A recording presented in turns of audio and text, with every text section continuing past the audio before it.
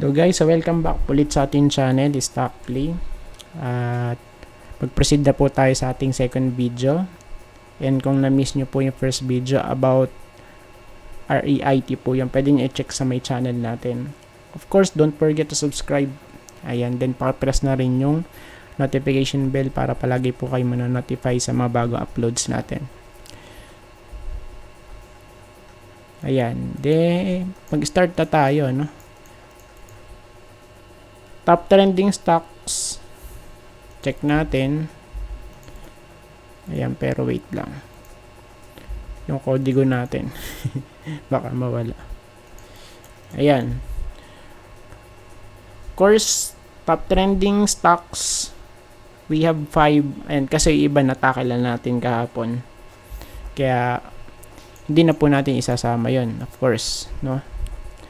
Let's start with SGP. Shoutout po sa mga ano natin, nagko-comment dyan, sa mga viewers and likers. Check natin sa weekly. So, sa weekly, for me, bearish pa rin to. Ayan, pwede malaglag guys sa 8. And kasi ito yung possible na ano na next major support for this one, ano, SGP. Ayan, yung mga ritas dyan guys, ayan, so pwedeng bumagsak to. Yung closing nasa 8.54. Okay, tas oversold naman na rito sa stock, pero tignan pa din natin.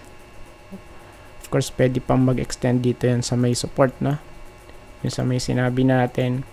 Then sa daily chart, nag-close sa may baba. Let's see. Ayan, kasi sa part na to looks bearish no? So bakit po natin nasabi na mukhang bearish yung chart? Kasi support, okay, nalaglag, nag-retest, tas hindi nakapanik.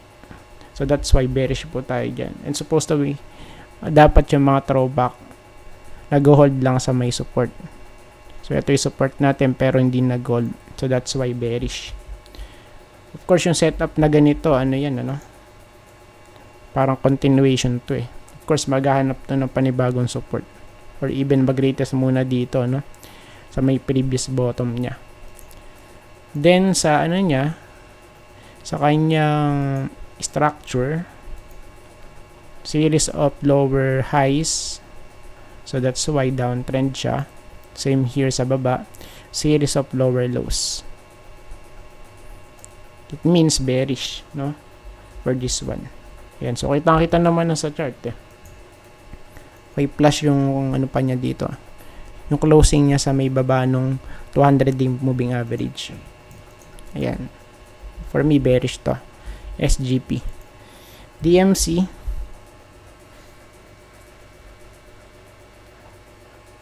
natakal na ba natin to? Wait lang, ano, natakal na din natin to guys. Ayun, DMC. So siguro iba na lang. Okay, hanap tayo siguro na iba.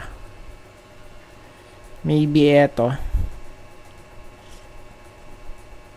GT Cap. Ayan, so GT Cap na lang tayo. Tapos balik dito. Ayan, DMC. Okay, palitan natin yan ng GT Cap. Kung walang ano, kung walang ano dito katugma. Ayan, so sa tingin ko wala namang katugma. GT Cap, check natin GT Cap.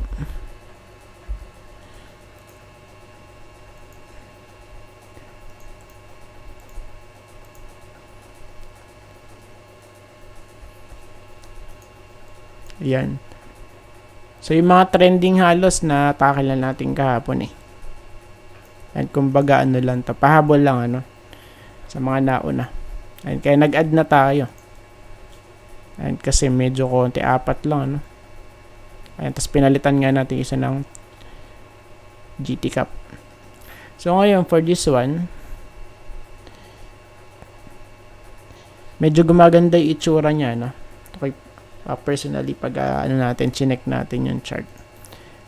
Of course nag-breakout.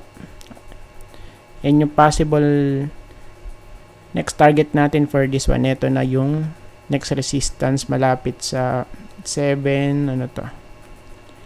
735, 736. Guys. Ayan. Goods. Bakit naging goods? Ayan o. Okay, tas dito. Medyo pa-uptrend ano kung titignan natin. 'Di ba? Ayan. Pero for me, mas magiging bullish to pag nakapanik sa ano, sa next resistance. So at least makapanik siya dito sa 751, no? O yan, so for now ito yung kanya itsura. Ayan, para mas makita natin yung overall or yung tinatawag nga nating big picture, ano? So sa daily, so tingin ko pwede pa ito mag-rally. Pwedeng mag-retest guys sa resistance. Sa may loob ng resistance, ano? So at least mahit man lang yung 721.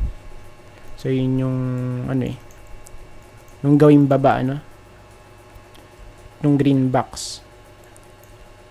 Okay, overall ito itsura niya. O, diba? Ayan. Next. So trending to STI. So siguro may disclosure or may something. And right now pullback. Rejected guys kasi resistance na to eh. Ayan, so typical kasi ganun ano. Pagka nasa resistance, so sa malamang ma-reject. And pagka naman sa support, so sa malamang mag-bounce, no? So for this one, sa case for SDI guys, since nasa resistance, medyo na-reject. Okay, plus overbought, we have here a pullback. Plus, so maybe pwede tayong ano dito, ano, mag-print ng bearish crossover guys based sa kanyang weekly chart, no? Yan, if ever man na mangyayari yan, of course ang possible support 1.04 and yung closing natin nasa 1.14. So ilang percent dyan from here? So almost ano yan, 10%, ano? Ayan. So overall, actually mataas na to eh. Ayan, no? 'Di ba? Okay, from here sa 0.31 nag-spike hanggang dito, almost 300% guys, no? Since noong kasi nung siya ay nag-breakout 2024 eh. Solid. Grabe, no? Solid din yung rally na to. AC.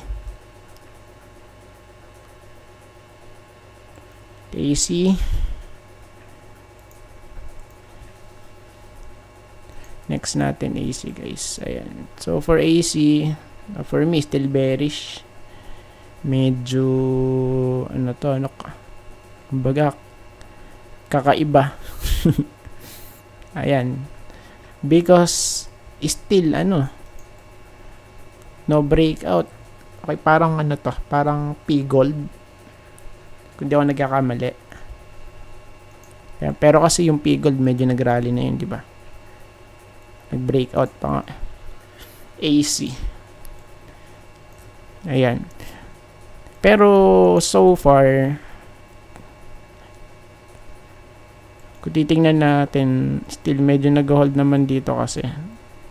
Okay. Ayan o. So, nagkakaroon ng mga bounces dito. Push. Wait lang. Push, push, push, push. And possible, ano din to guys, mag-push din, no? For a retest.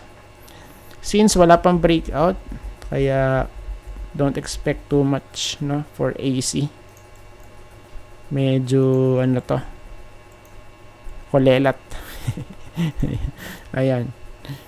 So ngayon, still nasa baba pa rin ng 200-day moving average. It means, of course, isa lang yung ibig sabihin yan. Bearish, no? Of course, magiging ano lang naman to kasi magiging bullish lang to pag nakapanik dito sa may taas ng green box. So at least 750 pataas, no? For AC. Ayan, tapos last but not the least, CNPF. I-check natin, baka mamaya suspended. Ayan, so hindi naman suspended guys, no? So sa weekly chart, of course medyo maganda rin yung ano na to, no?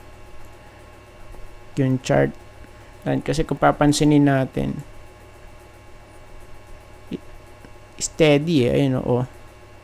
Okay, patas ng pataas, push ulit, and sa malamang medyo mag sideways to na konti bago mag push. Ayan, kasi ito na yung mismong ano niya, concept ng chart niya, no, for CNPF. Medyo matagal na consolidation like this one. Okay, tas ito pa bago magkaroon ng volatility. Okay, ayan, same here, ayan, no, tapos push. So ngayon yung support, check natin.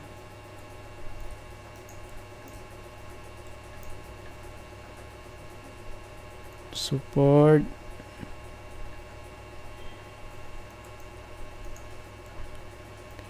Okay. So halos ala lang to, flip lang tapos retest. Okay, ayun o. Nalaglag, nag-retest, rejected. Okay, balik. Tapos retest ulit dito sa may trend line. Tapos rejected ulit. Ayan. And yung support natin dito, malapit po dito guys sa 36.5.